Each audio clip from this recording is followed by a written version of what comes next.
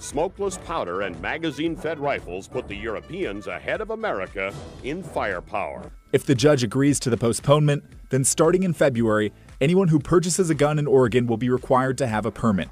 They gave him psychotropic drugs, and they put him back out on the street, and he killed people. Some European countries had progressed to shooting a flatter trajectory, higher velocity cartridge at longer ranges. Explosive controversy. The ATF's recent move to tighten regulations on gunpowder has set off alarms among firearm enthusiasts. Dive into the heated debate over explosive materials. ATF gunpowder reporting controversy. The ATF's proposed regulation concerning the storage and reporting of gunpowder and other explosive materials has become a contentious topic in recent discussions, evoking strong reactions from various quarters, including firearm enthusiasts and those involved with explosive materials. This controversy stems from the perceived implications and consequences of the proposed rule. At the heart of the debate is the ATF's intention to mandate the reporting of explosive material storage details to local fire departments on an annual basis.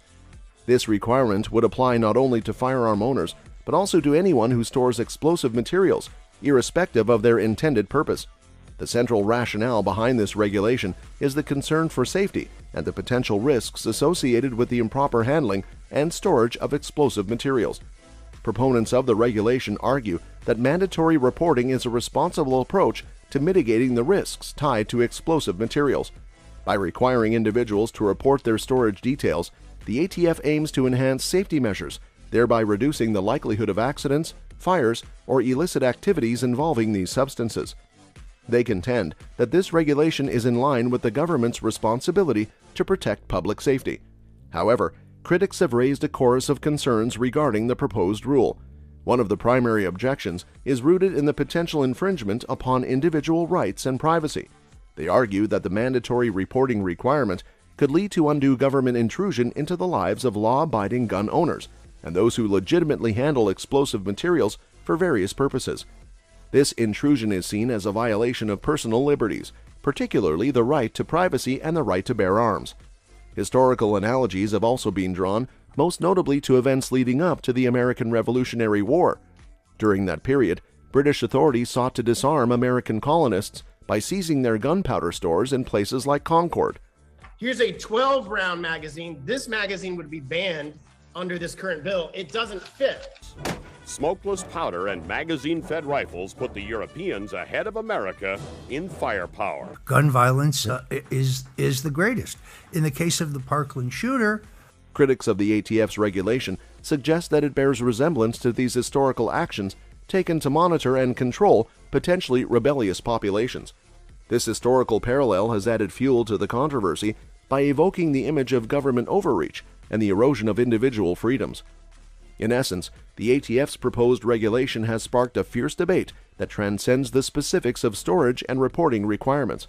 It delves into fundamental questions about the balance between public safety and individual rights. While safety concerns underpin the regulation, critics contend that it could set a dangerous precedent for government oversight and intrusion into the lives of citizens. As the controversy unfolds, there is a crucial element in the form of a public commenting period. This period allows individuals and organizations to voice their opinions, concerns, and feedback regarding the proposed rule. It represents a vital part of the regulatory process, providing a platform for diverse perspectives to be considered before the rule is finalized. In conclusion, the ATF's proposed regulation concerning the reporting of explosive materials, particularly gunpowder, has ignited a fierce debate marked by concerns about individual rights, privacy, and historical comparisons. While safety remains a primary motivation, the regulation's potential impact on personal liberties and government oversight has made it a topic of significant controversy within the firearm community and beyond. The public commenting period will likely play a pivotal role in shaping the final outcome of this regulatory initiative. Debate over ATF's explosive material reporting regulation. The proposed regulation regarding the reporting of explosive materials has triggered a multifaceted debate encompassing critical considerations. Safety versus rights. Advocates of the regulation place a premium on safety, contending that heightened reporting requirements can act as a safeguard against accidents and unlawful activities involving explosive substances. They assert that this is a prudent measure to manage potentially perilous materials responsibly. Privacy and government oversight. Detractors of the regulation express profound reservations regarding potential government encroachment into individuals' lives. They harbor concerns that mandatory reporting might result in unwarranted intrusion into the affairs of those who lawfully and conscientiously handle explosive materials. The protection of privacy and civil liberties stands as the central thrust of their objections. Regulatory process. It is paramount to recognize that this regulation remains in the preliminary proposal phase. Prior to being enacted into law, it will undergo an exhaustive scrutiny process encompassing public input and possible modifications. Diverse stakeholders, including advocates for gun rights and relevant organizations, are likely to engage in dialogues, advocacy efforts, and legal initiatives to address their apprehensions and exert influence over the ultimate form of this regulation. Balancing act. Policymakers confront a formidable challenge in harmonizing the imperatives of safety with individual rights. The outcome of this regulatory proposal hinges upon a thorough evaluation of these clashing interests and their potential consequences for society as a whole. Striking the right equilibrium is a complex task that will shape the regulation's final form and its implications for all concerned parties. While safety remains a paramount concern, the potential implications of this rule on individual rights and privacy are complex and subject to ongoing scrutiny and debate. The final fate of this regulation will be determined through the democratic process, public engagement, and careful consideration of the competing interests involved. Title 11, Explosives Regulation. Title 11 of the Organized Crime Control Act of 1970, also known as the Safe Explosives Act, is a significant piece of legislation that has had a lasting impact on the regulation of explosive materials in the U.S. This act added Chapter 40 to Title 18 of the United States Code and was enacted with the primary goal of enhancing safety by reducing the risks associated with the misuse and unsafe storage of explosive materials. The legislative context provided by Title 11 serves as the foundation for the proposed rule related to explosive material storage and reporting. The Act recognized the potential dangers posed by explosive materials, which include substances like gunpowder, dynamite, and other explosives commonly used in various industrial, construction, and recreational applications. It aimed to address these hazards to protect both people and property. Under Title 11, the government was granted the authority to regulate and oversee the storage, handling, and distribution of explosive materials. It established a framework for licensing individuals and entities involved in these activities, ensuring that they adhered to strict safety standards and reporting requirements. This regulatory framework was seen as crucial for preventing accidents, safeguarding communities, and deterring criminal activities involving explosives. In the proposed rule, which pertains to the storage and reporting of explosive materials, the foundational principles of Title 11 are evident. It seeks to uphold the Act's original objectives by mandating that individuals who store explosive materials, including gunpowder, report specific details about their storage to local fire safety authorities. If the judge agrees to the postponement, then starting in February, anyone who purchases a gun in Oregon will be required to have a permit. Ballistics are doing checks, and then of course we have our visual inspection at our Packer area. For gun purchases by 2 months, it is part of Measure 114, which voters passed in November. This reporting requirement aims to enhance safety measures by ensuring that explosive materials are stored securely and responsibly. While the proposed rule's intent is to mitigate potential risks associated with the misuse of explosive materials, it has also generated concerns among some individuals who view it through the lens of constitutional rights, particularly the Second Amendment. Critics argue that regulations on explosive materials, including gunpowder, could impact the exercise of Second Amendment rights, as gunpowder is essential for firearm operation. As this proposed rule continues to be discussed and evaluated, it is essential to strike a balance between safety concerns and individual rights. The historical context provided by Title 11 underscores the government's long-standing interest in regulating explosive materials for public safety. However, the debate over this rule highlights the ongoing tension between the need for safety regulations and the preservation of individual liberties in the United States. Second Amendment and regulations. The proposed rule regarding the storage and reporting of explosive materials, particularly gunpowder, has sparked concerns about its potential constitutionality, primarily in relation to the Second Amendment of the United States Constitution. Critics argue that the rule might encroach upon citizens' Second Amendment rights, which protect the rights to bear arms. Gunpowder is a critical component of firearms and ammunition. As such, any regulations regarding its storage and reporting could have implications for the exercise of Second Amendment rights. Those who raise constitutional concerns point to historical, textual, and traditional interpretations of the Second Amendment to support their argument. Historically, the Second Amendment has been a subject of debate and interpretation. It states, "A well-regulated militia being necessary to the security of a free state, the right of the people to keep and bear arms shall not be infringed." While some argue that this amendment primarily protects the collective right of a well-regulated militia, others contend that it also safeguards an individual's right to possess firearms for self-defense and other lawful purposes. Textually, the use of the phrase "the right of the people" in the Second Amendment suggests that it is an individual right, though the exact scope of this right has been debated in legal circles. Traditionally, the right to bear arms has been seen as fundamental in American culture, with a strong emphasis on individual liberty. Any regulations that potentially restrict or infringe upon this right are met with skepticism by those who believe in the broad interpretation of the Second Amendment. The concerns raised about the proposed rule are centered on the idea that it may burden law-abiding gun owners by requiring them to report their storage of gunpowder and potentially subject them to government oversight. Critics argue that this could run afoul of the Second Amendment's protections. It's important to note that the constitutionality of regulations like this proposed rule often becomes a subject of legal challenges and debate. Courts will ultimately determine whether such regulations are consistent with the Second Amendment and other constitutional principles. As the rule moves through the regulatory process, these constitutional concerns will likely be the focal point of discussion and potential legal action, highlighting the complex interplay between public safety regulations and individual rights in the United States. ATF's objective.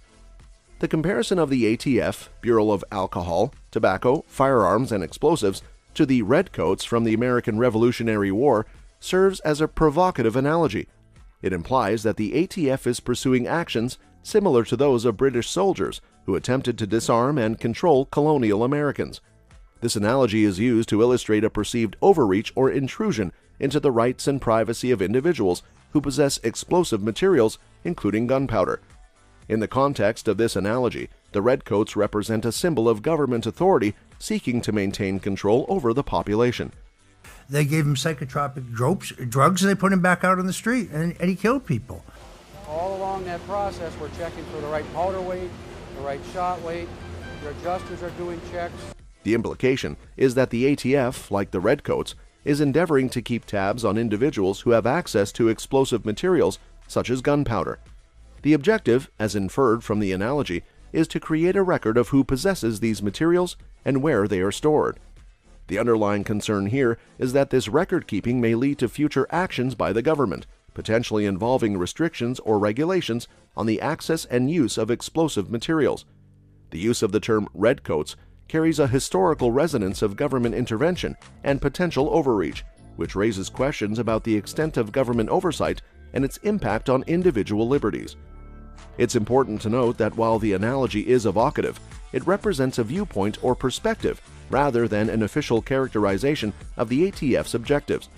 In reality, the ATF's mission involves enforcing federal laws related to alcohol, tobacco, firearms, explosives, and arson, with a primary focus on public safety and the prevention of criminal activities involving these substances. However, debates and concerns often arise when government agencies implement regulations that impact individual rights and privacy, as reflected in the analogy. The balance between public safety and individual liberties is a central theme in such discussions. Explosives reporting, key provisions. The proposed amendment to the rule regarding the storage and reporting of explosive materials introduces several key provisions that outline the responsibilities of individuals who store such materials. According to the proposed amendment, anyone storing explosive materials, including substances like gunpowder, must notify the relevant fire safety authority in the locality where the materials are stored. This notification serves as a crucial step in ensuring that authorities are aware of the presence of explosive materials within their jurisdiction. The notification must include specific details about the stored materials. This information encompasses the type of explosives being stored, the magazine capacity, and the precise location of each storage site. These details are essential for authorities to have a comprehensive understanding of the nature and scope of explosive material storage in their area. To ensure prompt reporting and information dissemination, the proposed amendment stipulates a dual notification process. When an individual commences the storage of explosive materials, they are obligated to provide oral notification to the relevant authorities on the very day the storage begins. This immediate oral notification allows for rapid awareness of new storage sites. In addition to oral notification, the proposed amendment mandates that individuals must submit written notifications within 48 hours of commencing storage. These written notifications provide a more formal and detailed record of the storage and its specifics, supplementing the initial oral communication. To maintain an ongoing record and oversight of explosive material storage, the proposed amendment establishes an annual reporting requirement. Subsequent written notifications must be submitted once every 12 months following the initial notification. Importantly, these annual reports must be sent no later than the end of the month in which the 12-month period is completed. Some European countries had progressed to shooting a flatter trajectory, higher velocity cartridge at longer ranges. Because I hope we'll do more. Because the city of Indianapolis has higher murder rates than the city of Chicago. The proposed amendment also addresses situations where an individual or entity ceases to store explosive materials at a particular site. In such cases, the rule mandates that a written notification must be provided to the Fire Safety Authority in the locality where the materials were previously stored. This ensures that authorities are informed when explosive materials are no longer present at a specific site. Reporting of ceasing storage. The provision concerning the reporting of ceasing storage in the proposed rule is a crucial element that aims to keep relevant authorities informed when an individual or entity stops storing explosive materials at a particular site.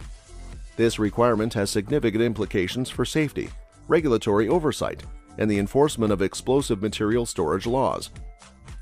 By requiring individuals or entities to report when they cease storing explosive materials, the provision enhances safety measures.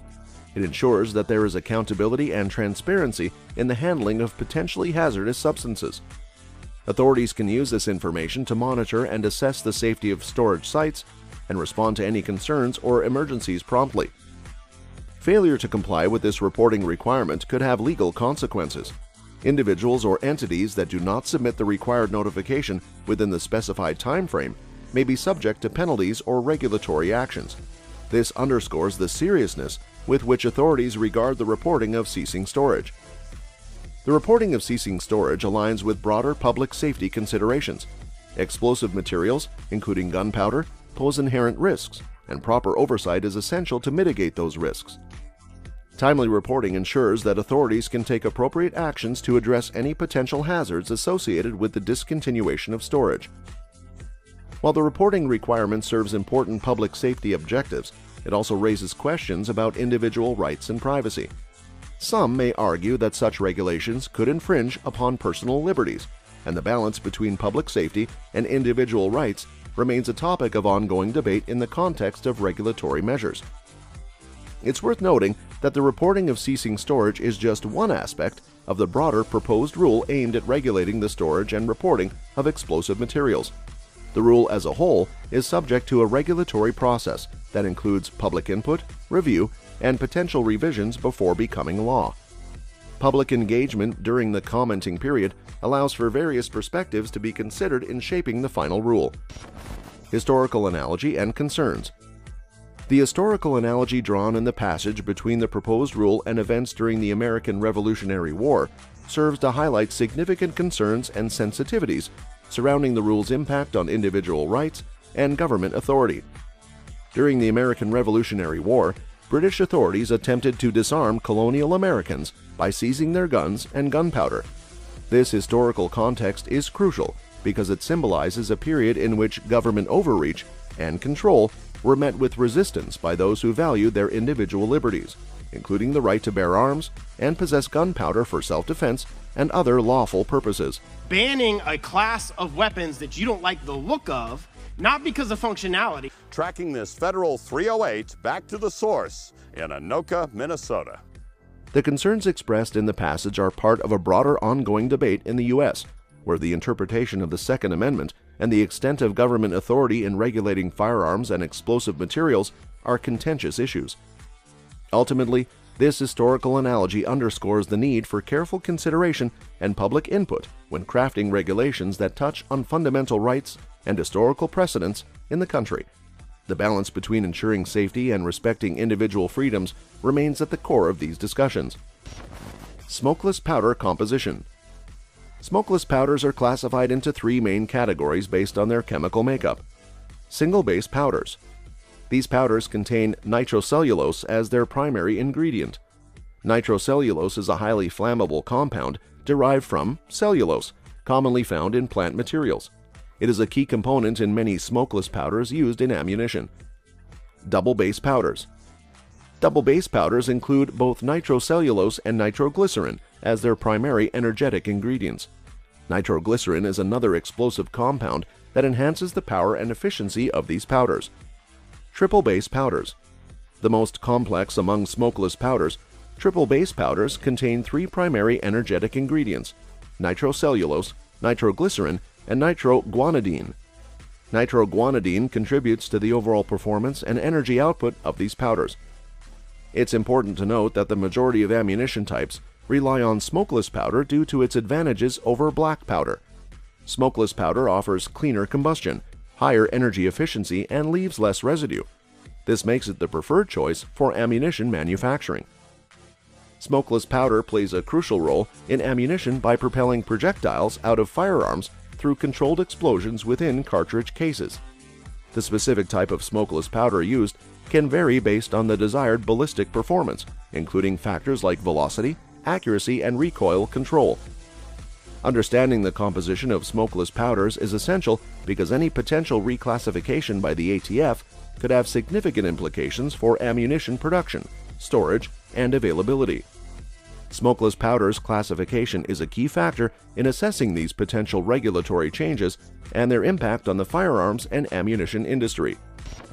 Stringent regulations for high explosives. Stringent regulations for high explosives encompass a comprehensive set of rules and requirements designed to enhance public safety and national security. These regulations are applicable to substances like nitroglycerin and other highly volatile materials. These regulations cover various critical aspects.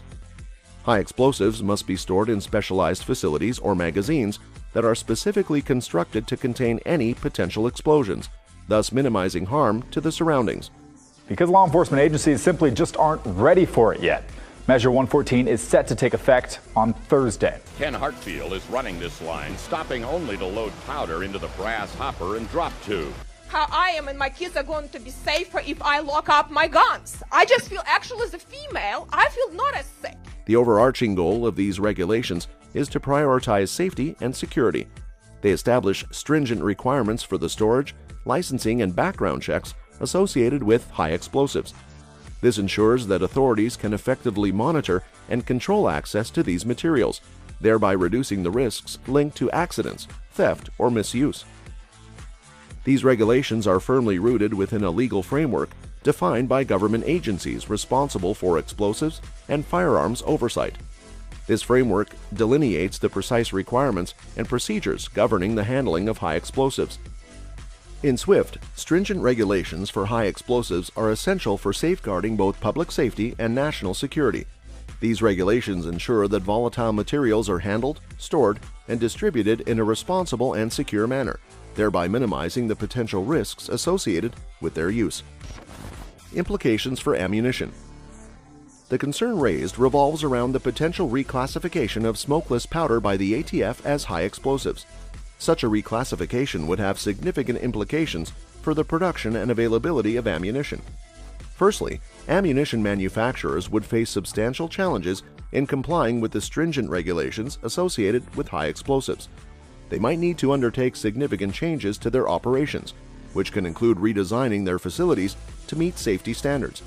This would likely entail considerable financial investments to construct specialized storage areas or magazines for smokeless powder. The production and handling of high explosives comes with stringent regulatory requirements, including background checks, licensing, and the appointment of responsible persons who must meet specific criteria. Adapting to this complex regulatory landscape would likely lead to operational delays and increased costs for ammunition manufacturers. The potential disruptions in ammunition production resulting from these regulatory changes could impact the availability of ammunition in the market. Delays and adjustments in production processes could reduce the supply of ammunition, affecting consumers, including firearm owners and sports shooters who rely on ammunition for various lawful purposes. Such regulatory changes would likely ignite public debate. Advocates for gun rights and individual liberties may argue that the reclassification infringes on Second Amendment rights and imposes unnecessary burdens on law-abiding citizens. Legal challenges to these regulations could also be expected, potentially shaping their future impact. That's all for this video, folks. See you next time.